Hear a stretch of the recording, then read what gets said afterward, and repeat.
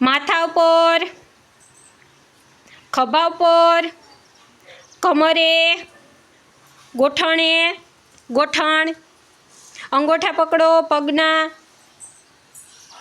પાછા ઊંચા હાથ કરો, માથા ઉપર, ખભા ઉપર, કમરે, ગોઠણે, અંગોઠા પકડો.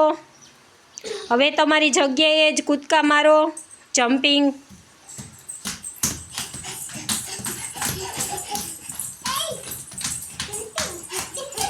હવે સામે હાથ કરો બધાય, પાછા આમ બાજુમાં બે હાથ,